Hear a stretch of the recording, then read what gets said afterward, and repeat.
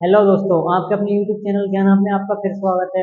देखिए, आज हम पढ़ने वाले हैं गौतम बुद्ध के बारे में। उनके जीवन की जितनी महत्वपूर्ण घटनाएं हैं, जो भी उन्होंने अपना समय बिताया, अपने घर पर कितना वक्त बिताया, क्या क्या उनके जीवन में महत्वपूर्ण घटनाएं घटी, उसके बारे में हम पढ़ेंगे। देखिए, पढ़ने से पहले स्टार्ट करते हैं। सबसे पहले उत्तर वैदिक काल पे जाते हैं हम। उत्तर वैदिक काल में समाज चार भागों में बटा हुआ होता था। कौन कौन से वो भाग थे? क्षत्रिय, शूद्र, वैश्य और ब्राह्मण। कौन कौन से भाग थे? जो उत्तर वैदिक काल में समाज बटा हुआ होता था, चार भागों में बटा हुआ होता था। कौन सा? क्षत्रिय, क्षत्रिय, शूद्र, शूद्र, वैश्य और ब्राह्मण। ब्राह्मण। उत्तर वैदिक काल में समाज इन चार भागों में बटा हुआ होता था। ठीक है। लेकिन जो गौतम बुद्ध थे, वो क्षत्रिय वंश से संबंधित थे। कौन से वंश से? क्षत्रिय वंश से संबंधित थे। तो आज हम पढ़ने वाले हैं किसके बारे में? गौतम बुद्ध के बारे में। टॉपिक डाल लेते हैं, गौतम बुद्ध। गौतम बुद्ध।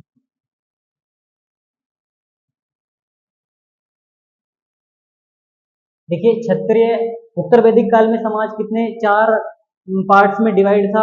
कौन कौन से? क्षत्रिय, शूद्र, वैश्य और ब्राह्मण। ब्राह्मण, ठीक है। लेकिन गौतम बुद्ध कौन से समाज से संबंध आते थे? वो क्षत्रिय समाज से संबंध रखते थे, क्षत्रिय समाज से आते थे। ठीक है, स्टार्ट करते हैं। सबसे पहले इनका जन्म, जन्म के बारे में जान लेते हैं। गौतम बुद्ध का जन्म कहाँ हुआ? देखिए, जन्म इनका होता है 563, 563 ईस्वी पूर्व। 563 ईस्वी पूर्व कपिल वस्तु के लुम्बिनी में इनका जन्म हुआ। कपिल वस्तु, कपिल वस्तु लुम्बिनी।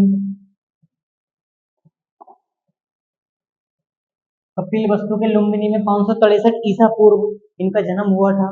ठीक है। पिता का नाम, इनके पिता का नाम, इनके सबसे पहले बात करते हैं खुद की। इनके बचपन का नाम सिद्धार्थ था। बचपन का नाम सिद्धार्थ था। ठीक है। बचपन का नाम इनके क्या था? सिद्धार्थ था। और इनकी माता का नाम, इनकी माता का नाम, गौतम बुद्ध की माता जी का नाम महामाया देवी। महामाया देवी इनकी माता का नाम था। ठीक है। महामाया देवी इनकी माता का नाम था। और शुद्धोधन, शुद्धोधन इनके पिताश्री का नाम था। शुद्धोधन इनके पिता का नाम था। ठीक है। ये कोलीय वंश की महारानी थी। कोलीय वंश की महारानी, जो इनकी माता थी, राजकुमारी, सॉरी, ये कोलीय वंश की राजकुमारी थी। इनके बचपन का नाम सिद्धार्थ था। महामाया देवी इनकी माता का नाम था। कोलीय वंश की ये राजकुमारी थी।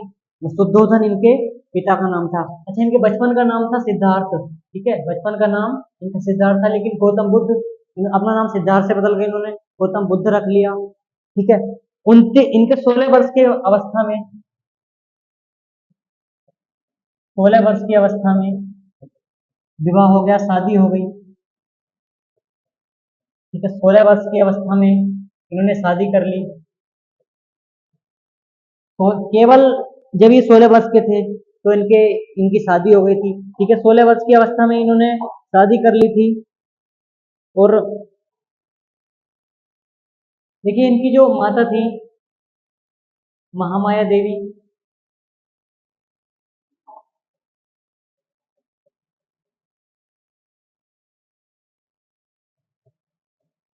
गौतमी, ठीक है, गौतमी वंश से संबंध रखती थी। इसलिए इनका नाम गौतमी भी पड़ा। इनका नाम इसलिए गौतमी भी पड़ा। ठीक है, इसको नोट कीजिएगा, इसमें इसको नोट कर लीजिएगा।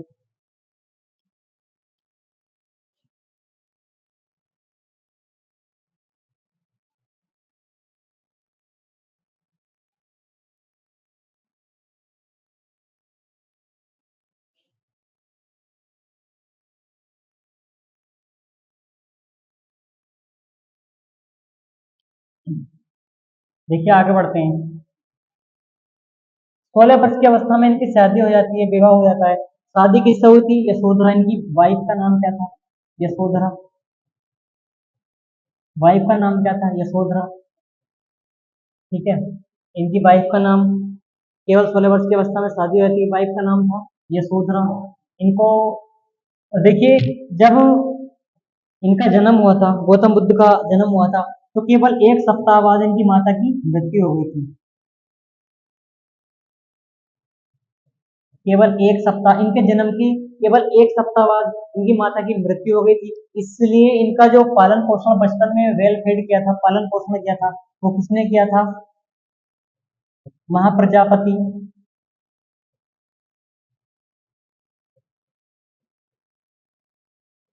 महाप्रजापति गौतमी ने किया था, जो इनकी मौसी थी, जो इनकी मौसी थी। ठीक है। जो इनका पालन पोषण, क्योंकि बचपन के एक सप्ताह बाद इनकी मृत्यु हो जाती है, बचपन के एक सप्ताह बाद इनकी मृत्यु हो गई, इसलिए इनका जो पालन पोषण किया था, इनकी मौसी महाप्रजापति गौतमी ने किया था। ठीक है। अब बढ़ते हैं आगे। इनकी जो वाइफ थी यशोधरा, इनके कुछ अन्य नाम भी थे। इनको बिंबा भी कहा जाता था, बिंबा, बिंबा, या ठीक है। जो इनकी वाइफ थी यशोधरा, इनको बिंबा भी कहा जाता था, या भद्रकच्छना और गोपा भी कहते थे। भद्रकच्छना और गोपा भी इनका नाम था। ठीक है। भद्रकच्छना, भद्रकच्छना या गोपा, या गोपा, ये इनके तीन इनके उपनाम थे, किसके? यशोधरा के। बिंबा, भद्रकच्छना या गोपा। ठीक है। अब बढ़ते हैं आगे की ओर। अच्छा, इनको एक पुत्र की प्राप्ति हुई, यशोधरा जो इनकी वाइफ थी, इनसे इनके पुत्र की प्राप्ति हुई, जिसका नाम राहुल रखा गया। क्या नाम रखा गया? राहुल रखा गया। ठीक है। इनके पुत्र का नाम क्या था? राहुल। अब बढ़ते हैं थोड़े आगे की ओर। 29 वर्ष की अवस्था में इन्होंने, 29 ईयर्स में इन्होंने अपना घर छोड़ दिया, घर त्याग कर गए, घर त्याग दिया। 29 वर्ष की अवस्था में घर त्याग कर दिया, जिसको महाभिनिष्क्रमण के नाम से भी जाना जाता है। 29 वर्ष की अवस्था में अपना घर त्याग कर अपने संसार की मोह माया को छोड़कर ये संत की और भिक्षु की लाइन में निकल गए, जिसको महाभिनिष्क्रमण का नाम दिया गया। घर त्याग की घटना बहुत इंपॉर्टेंट है, क्या कहलाई? महाभिनिष्क्रमण। महाभि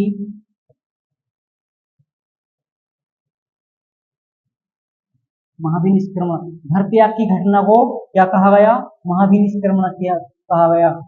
देखिए, घर छोड़ने के लगभग 7 साल तक ये ऐसे ही भटकते रहे, 7 साल तक भटकते रहे, लेकिन 6 साल बाद, घर छोड़ने के 6 साल बाद, 35 वर्ष की अवस्था में इनको ज्ञान की प्राप्ति हुई। ठीक है।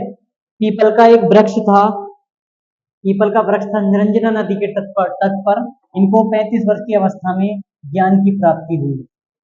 ठीक है। ज्ञान की प्राप्ति हुई कितनी? 35 वर्ष की अवस्था में, घर छोड़ने के 29 वर्ष में घर छोड़ गए, 35 वर्ष में इनको ज्ञान प्राप्ति हुई, 6 साल तक कठोर तपस्या के बाद इनको ज्ञान की प्राप्ति हुई। ठीक है। एक पीपल का वृक्ष था, उसके नीचे इनको ज्ञान की प्राप्ति हुई। इनके घोड़े का नाम क्या था? इनके घोड़े का नाम, घोड़ा कंथक, कंथक। और इनके सारथी का नाम क्या था? जो इनका सबसे प्रिय सारथी था, उसका नाम था चन्ना। ठीक है। चन्ना इनके सारथी का नाम था। इनके प्रथम गुरु, प्रथम गुरु, गौतम बुद्ध के प्रथम गुरु कौन थे? एलार कलाम, एलार कलाम। ये सांख्य दर्शन से संबंधित थे, सांख्य दर्शन। ठीक है। जो गुरु एलार कलाम थे, सांख्य दर्शन से संबंधित थे। जो इनके गुरु थे एलार कलाम, प्रथम गुरु वो एलार कलाम थे। सारथी चन्ना था, घोड़े का नाम कंथक था। ठीक है। इतना हमने अब तक पढ़ा, तो एक बार देख लीजिए, नजर मारिएगा।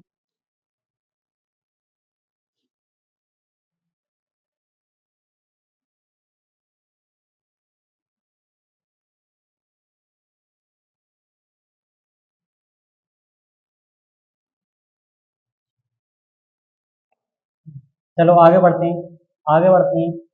देखिए, एक नदी थी अनोमा। क्या नदी थी? अनोमा। अनोमा नदी के किनारे इन्होंने अपना, क्योंकि वो बौद्ध धर्म में भिक्षु बनते थे पहले। तो अनोमा नदी के तट पर इन्होंने अपने सिर के जितने भी बाल थे सब मुंडवा दिए थे। और वहां पर इन्होंने जो भिक्षुओं की ड्रेस होती थी, वस्त्र होते थे, कासाई कहा जाता था उनको। तो अनोमा नदी के तट पर, अनोमा नदी के तट पर इन्होंने वस्त्र, भिक्षुओं के वस्त्र, भिक्षु वस्त्र,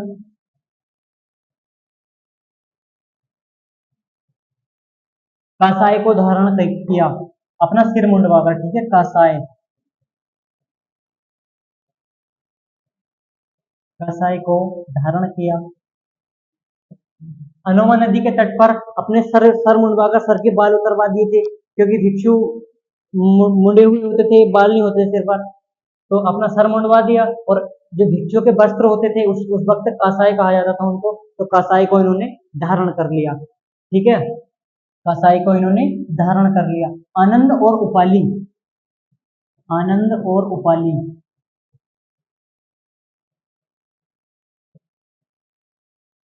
इनके प्रमुख शिष्य थे या चेले, प्रमुख शिष्य।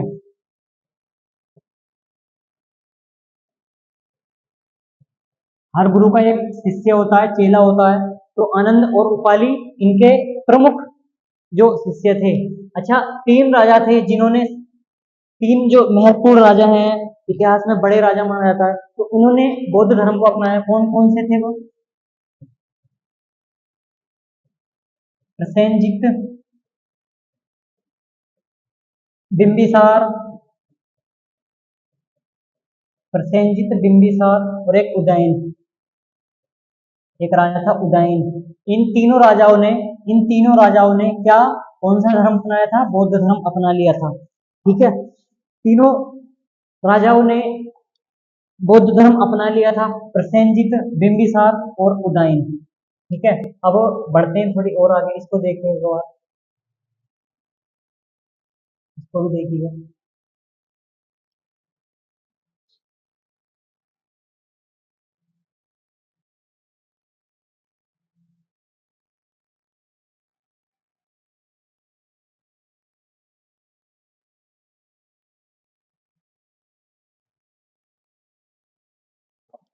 चलिए आगे बढ़ते हैं, आगे बढ़ते हैं, यहीं से देखिए,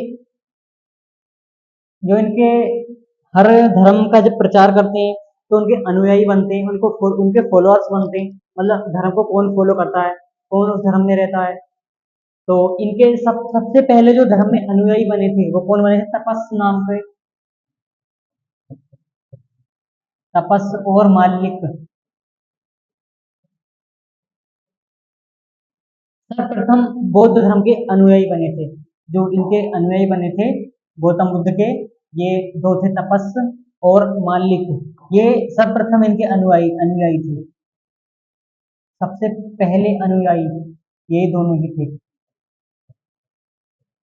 ठीक है। सबसे पहले अनुयायी कौन थे? यही थे, कौन? तपस और मालिक। अच्छा, सबसे जो ज्यादा, सबसे पहले उपदेश कहाँ दिया था? सारनाथ में दिया था। लेकिन जो सबसे ज्यादा उपदेश दिए थे इन्होंने वो श्रावस्ती में दिए थे।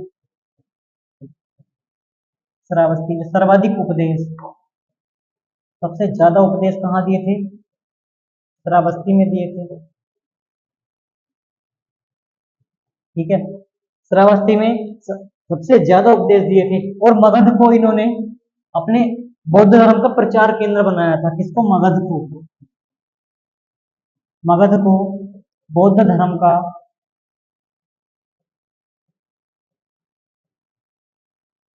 अपने प्रचार केंद्र बनाया था, ठीक है। जो मगध था उस वक्त, मगध को इन्होंने प्रचार केंद्र बनाया था, सबसे ज्यादा प्रचार, वो मतलब जो केंद्र था, सेंटर था, जो मुख्य सेंटर था यहाँ कौन सा था? मगध था, मगध। तो मगध को अपना प्रचार सेंटर बनाया था इन्होंने, ठीक है। उसके बाद इतना देखिए, बढ़ते हैं आगे, उसके बाद बढ़ते हैं आगे।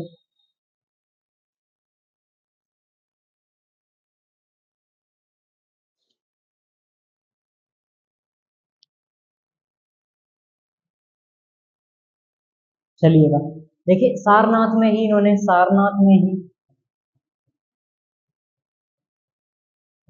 बौद्ध संघ की स्थापना की। सारनाथ में बौद्ध संघ की स्थापना की, सारनाथ में बौद्ध संघ की स्थापना की। ठीक है। और 483 ईसा पूर्व, 483 ईसा पूर्व इनकी डेथ हो गई और इनकी मृत्यु हो गई कब? 483 ईसा पूर्व, 80 वर्ष की आयु में, केवल 80 वर्ष की आयु में इनकी डेथ हो गई। और इनकी मृत्यु को क्या कहा गया? इनकी मृत्यु को महापरिनिर्वाण, महा, बहुत इंपॉर्टेंट, बहुत ज्यादा इंपॉर्टेंट, महापरिनिर्वाण नाम दिया गया। ठीक है। अच्छा, एक चीज, एक जो क्वेश्चन है बहुत ज्यादा इंपॉर्टेंट है, ज्ञान प्राप्ति, जन्म, जन्म, ज्ञान प्राप्ति, ज्ञान प्राप्ति और महापरिनिर्वाण, ये तीन, जन्म, ज्ञान प्राप्ति और महापरिनिर्वाण। ठीक है। ये बैसाखी के दिन, तीनों घटनाएं बैसाखी के दिन हुई, बैसाख पूर्णिमा के दिन हुई। ठीक है। बैसाख पूर्णिमा के दिन हुई। ये भी एक संयोग था कि गौतम बुद्ध का जन्म भी और ज्ञान प्राप्ति भी और महापरिनिर्वाण मतलब मृत्यु भी बैसाख पूर्णिमा के दिन हुई। इसलिए बैसाख पूर्णिमा को इसीलिए बैसाख पूर्णिमा को बुद्ध पूर्णिमा के रूप में भी मनाते हैं।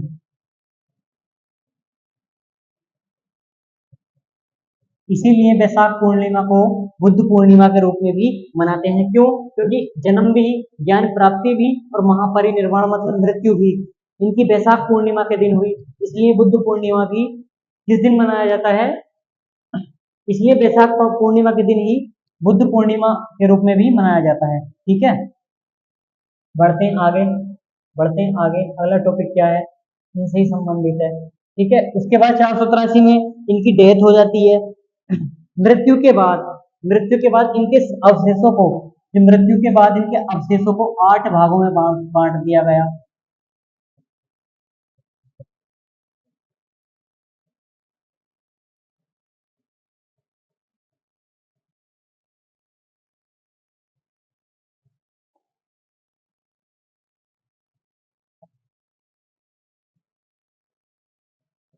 इनकी मृत्यु के बाद इनके अवशेषों को 8 भागों में बांट दिया गया।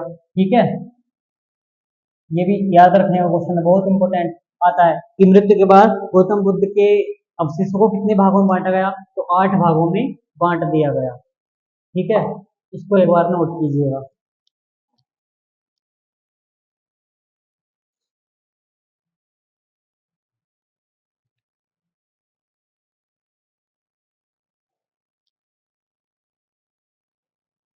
चलो, जो गौतम बुद्ध की शिक्षाएं थी, जो गौतम बुद्ध की शिक्षाएं थी उनको 3 पिटकों में, जो बुद्ध की शिक्षाएं थी उनको पिटकों के रूप में संकलित कर लिया गया, जिसको त्रिपिटक भी कहते हैं। त्रिपिटक,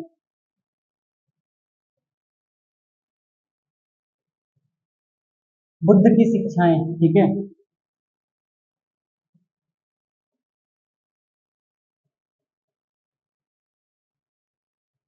जो गौतम बुद्ध की शिक्षाएं थी उन्होंने क्या बताया अपने जीवन में, क्या क्या किया, तो उनको 3 पिटकों के रूप में बांट लिया गया, जिसको त्रिपिटक भी कहते हैं। और जो बौद्ध संगति हुई, कितनी हुई है? 4 बौद्ध संगति हुई है। ठीक है। कितनी? 4 बौद्ध संगति हुई है। एक तो जो कनिष्क था, राजा कनिष्क, इसके बारे में अलग ही बात करेंगे, बौद्ध संगतियों की बढ़िया टॉपिक है।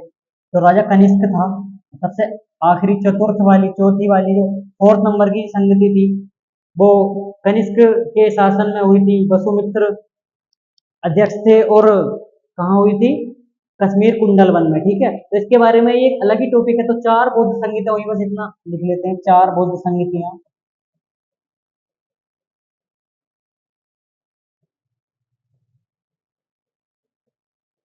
4 बौद्ध संगीतियां हुई।